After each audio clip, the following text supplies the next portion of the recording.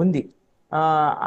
ఉన్నటువంటి పరిస్థితుల్లో అక్కడ తృణమూల్ కాంగ్రెస్ అధికారంలో ఉన్నటువంటి అక్కడ అధికారాన్ని అడ్డం పెట్టుకొని గెలవాలనేటువంటి ప్రయత్నాలు ఎన్డీఏ వీళ్ళు అక్కడ కేంద్రంలో అధికారంలో ఉన్నారు కాబట్టి దాన్ని అడ్డం పెట్టుకొని గెలవాలనేటువంటి ప్రయత్నాలు వీళ్ళిద్దరి మధ్య మాటల యుద్ధం ఇవన్నీ కూడా నడుస్తున్నటువంటి పరిస్థితి కూడా ఉంది.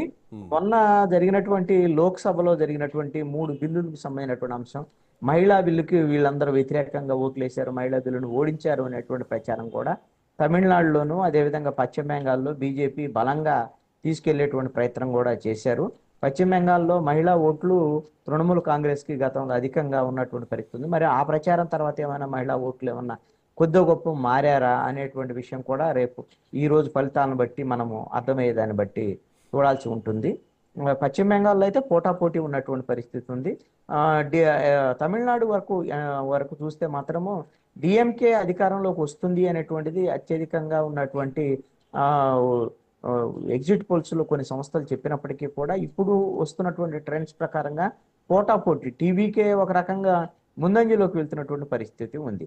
కానీ మీరు గమనించండి, టీవీకే డిఎంకే మధ్య పోటీ ఎక్కువ కనపడుతున్నటువంటి పరిస్థితి ఉంది. కానీ ఏఐడిఎంకే బీజేపీ మాత్రం పుంజుకున్నటువంటి పరిస్థితి అయితే లేదు. వాళ్ళు 3వ స్థానంలో ఉన్నటువంటి పరిస్థితి ఉంది. బహుశా ఇలాంటి ట్రెండ్స్ కనుక కొనసాగితే ఒకవేళ టీవీకే విజయ్ అధికారం సంపాదించేటువంటి 118 స్థానాలు సంపాదించకపోయినా కూడా మెజారిటీ స్థానాలు కింద సంపాదిస్తే ఒకవేళ ఏఐడిఎంకే టీవీకే అంటే ఎన్డీఏ టీవీకే కలిసి ప్రభుత్వాన్ని ఏర్పాటు చేసేటువంటి పరిస్థితులు కూడా ఉండొచ్చు.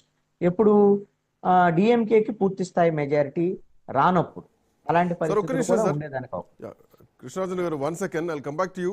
సో ఒక పోటాపోటీ వాతావరణం అయితే కనిపిస్తోంది.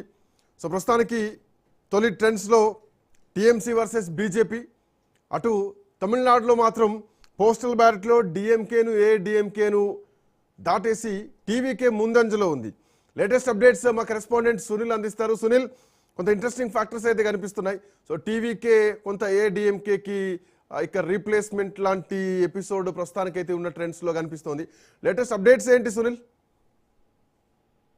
శ్రీకాంత్, 5 రాష్ట్రాల పోలింగ్ ఇప్పటికి కంప్లీట్ అయింది. ప్రస్తుతం కౌంటింగ్ జరుగుతుంది. పోస్టల్ బ్యాలెట్ లో బీజేపీ కొన్ని ప్లేసెస్ లో వర్సెస్ కాంగ్రెస్ పోటాపోటీ ఉంది. మరోవైపు ఎల్డీఎఫ్ యూడీఎఫ్ మధ్య తీవ్రంగా పోటీ ఉంది. ఇప్పటివరకైతే కేరళలో యూడీఎఫ్ అయితే చాలా స్పష్టంగా ఆధిక్యంలో ఉంది.